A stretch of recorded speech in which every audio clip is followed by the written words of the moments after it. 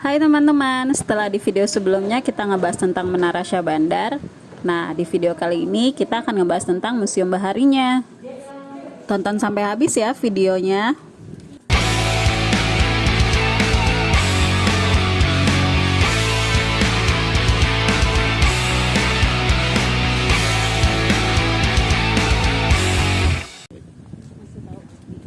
Ini ada ayam. Buat sampai ke Museum Bahari, kita harus jalan kaki sekitar 100 meter dari Menara Syah Bandar. Gak jauh kok. Kalau buat yang bawa mobil sih mendingan parkir di Menara Syah Bandar aja, terus jalan kaki ke sana. Soalnya gak ada parkiran, jadi harus parkir di pinggir-pinggir jalan.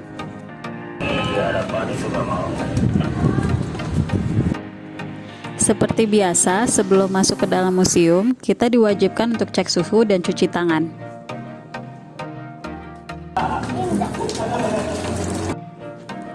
Karena sebelumnya kita sudah beli tiket di Menara Syah Bandar, jadi di sini kita cuma cukup menunjukkan tiketnya saja. Terdapat 3 bangunan terpisah di dalam Museum Bahari ini. Pada bagian dasar gedung pertama terbagi atas 2 bagian. Di ruangan pertama ini menceritakan tentang ruang awal perkembangan pelayaran Nusantara.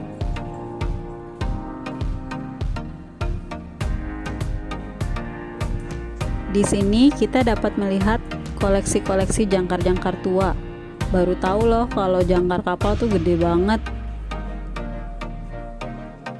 Bangunan Museum Bahari ini mulai dibangun bertahap oleh VOC dari tahun 1718 hingga 1774. Sebelumnya digunakan untuk menyimpan, memilah, dan mengepak rempah-rempah. Pada tahun 1942 sampai dengan 1945, gedung ini digunakan sebagai gudang logistik oleh tentara Jepang. Setelah kemerdekaan, gudang ini menjadi milik PLN dan Pos Telkom and Telegram. Tapi pada tahun 1972, bangunan ini ditetapkan sebagai bangunan bersejarah oleh Gubernur Ali Sadikin. Terdapat juga koleksi-koleksi miniatur kapal Nusantara. Salah satunya miniatur kapal pinisi. Keren-keren kan miniatur kapal pinisinya? Coba deh lihat kayu-kayu penopang bangunan ini. Tebal-tebal ya. Kayu-kayu tebal ini masih kokoh menopang bangunan yang sudah berusia ratusan tahun. Di sini juga ada koleksi meriam-meriam kuno.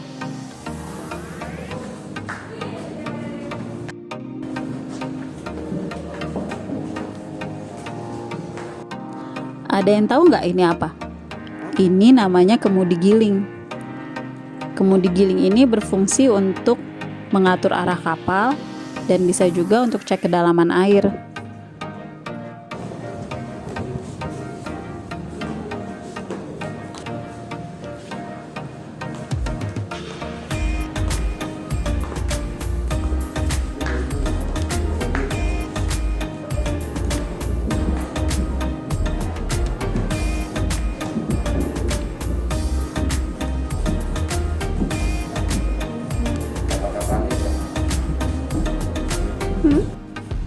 Pada sisi kanan dan kiri bangunan ini banyak dihiasi oleh jendela-jendela besar. Jendela-jendela besar ini bertujuan untuk menjaga kelembapan, keawetan, dan sirkulasi udara agar rempah-rempah yang disimpan di sini dapat terjaga dengan baik. Ruang kedua di lantai 1 ini disebut ruang temporer. Biasanya memiliki tema berbeda setiap bulannya. Untuk bulan ini nggak tahu juga sih apa temanya. Tapi kalau isinya sendiri masih sama. Miniatur-miniatur kapal dan miniatur-miniatur perahu tradisional.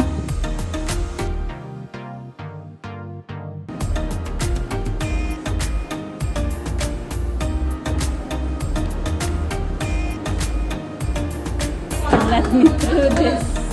Let me first. I am first.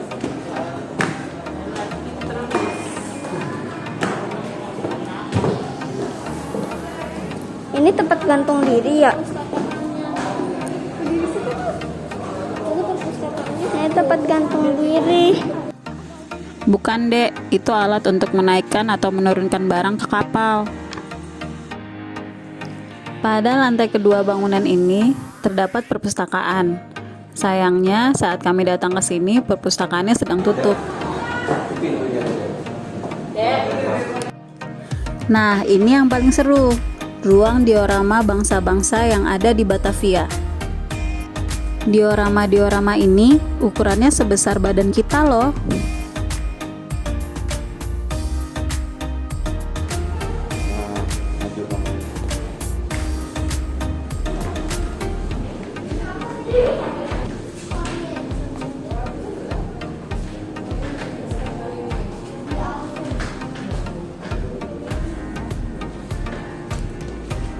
Dalamnya udah tadi ya, Dek?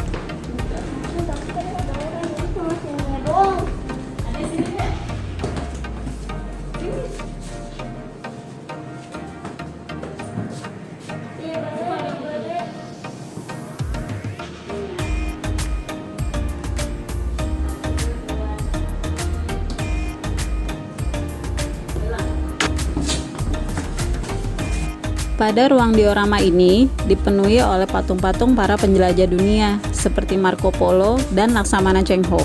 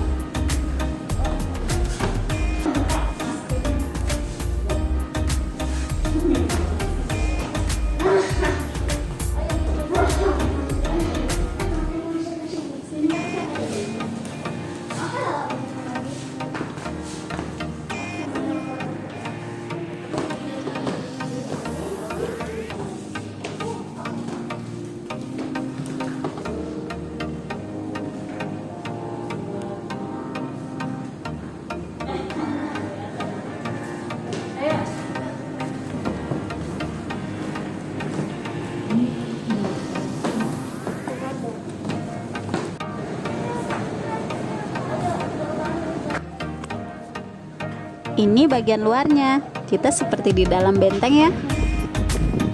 Ada ya fotonya.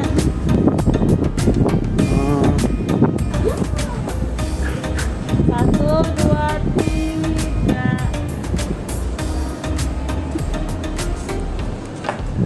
Bagian ini nih yang paling sering dipakai untuk foto-foto dan priwet.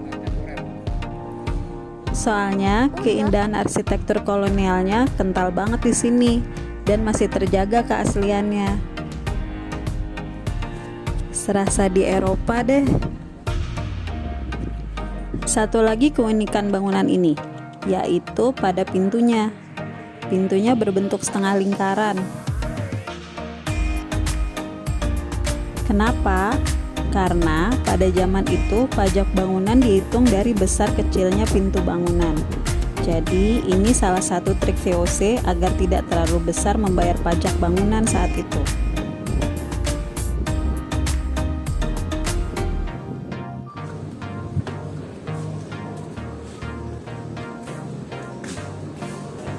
Pada gedung kedua terdapat ruang auditorium, souvenir shop, berbagai miniatur kapal, kafe, dan ruang rapat.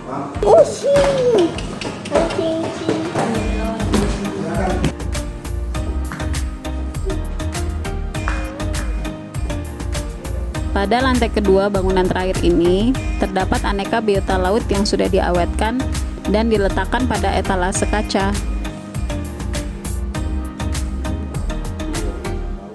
Tidak hanya biota laut, di ruangan ini juga terdapat matra TNI AL dan tokoh-tokoh maritim Nusantara.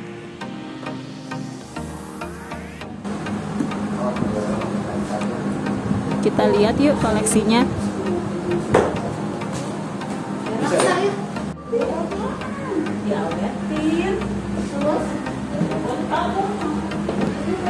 Awas jangan nabrak tuh itu.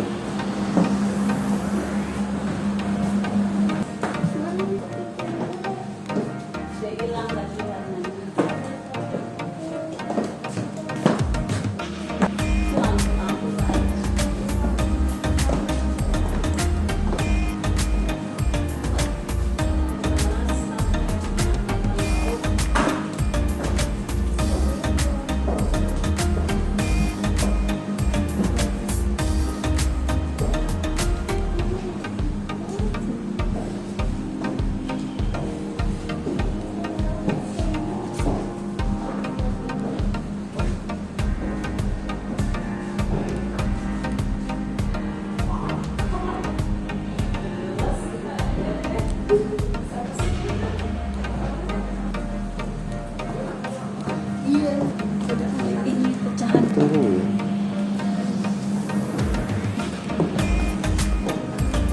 Sini ada Pak Suban.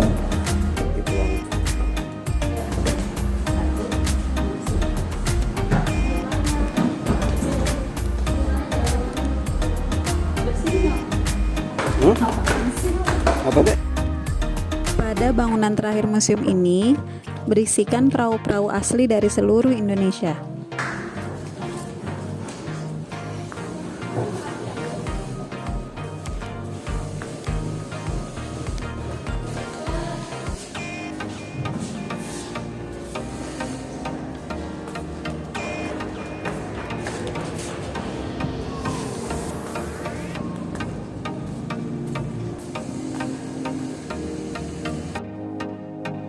Ini salah satu koleksi perahu tradisional di museum ini.